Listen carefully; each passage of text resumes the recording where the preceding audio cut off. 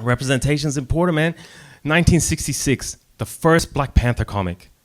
T'Challa, king of an unconquered African nation.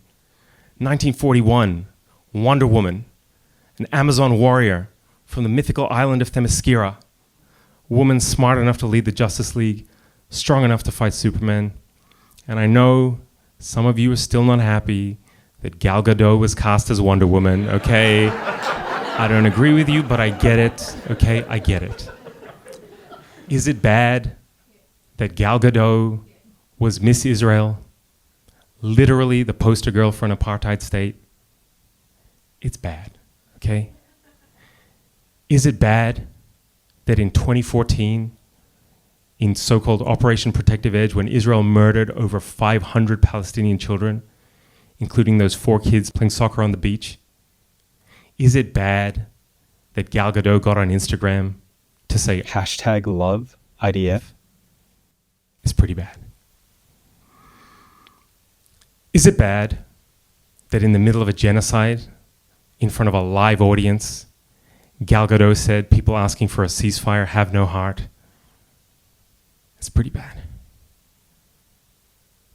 Is it bad that when Gal Gadot does interviews promoting her movies, she talks about her time in the IDF as some cool girl boss thing that she did and how it makes her better at doing stunts?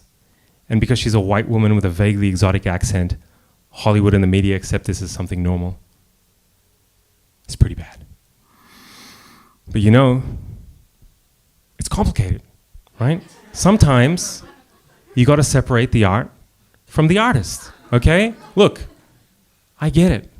I disagree with all those things Gal Gadot has said and done, yeah? But I also believe in representation.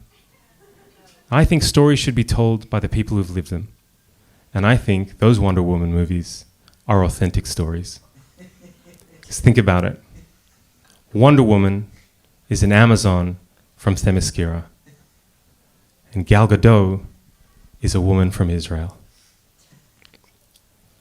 Also a fictional country built around the myth of a superior race and a society that's obsessed with war. So representation matters. It's fine. I grew up, Israel's a fictional country. I grew up in Australia. Australia's a fictional country. United States, Canada, New Zealand. Every settler colony is a figment of some European's imagination. It's fine. In 2021, when Israel was ethnically cleansing East Jerusalem, Gal Gadot got on social media. The rest of the show is about Gal Gadot, by the way. Thank you for coming. Thank you so much for coming. Gal Gadot got on social media and made this statement where she said something like, "My heart is breaking. I just want to live in peace with my neighbors."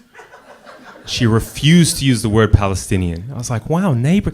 I feel like the word neighbors is doing a lot of heavy lifting in this statement. Is that what's going on, Gal? A little neighborhood dispute?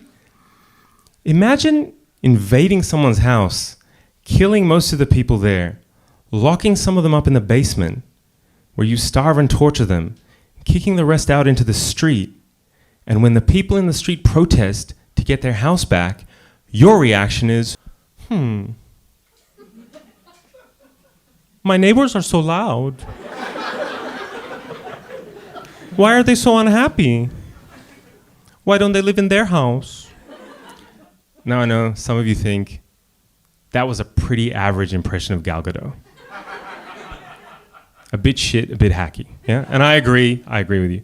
I guess on an objective acting scale, you could say it was a Gal Gadot level impression of Gal Gadot. So Gal Gadot says that she wasn't actually a soldier in the Israeli military. Yeah? She says she was a fitness instructor, which I feel like is going to be a weird thing to explain to your grandkids, right? Like imagine it's 2064 and Gal Gadot's grandkids come home from school and they're like, "Grandma Gal, we learned about the history of Palestine today. Were you in the Israeli military?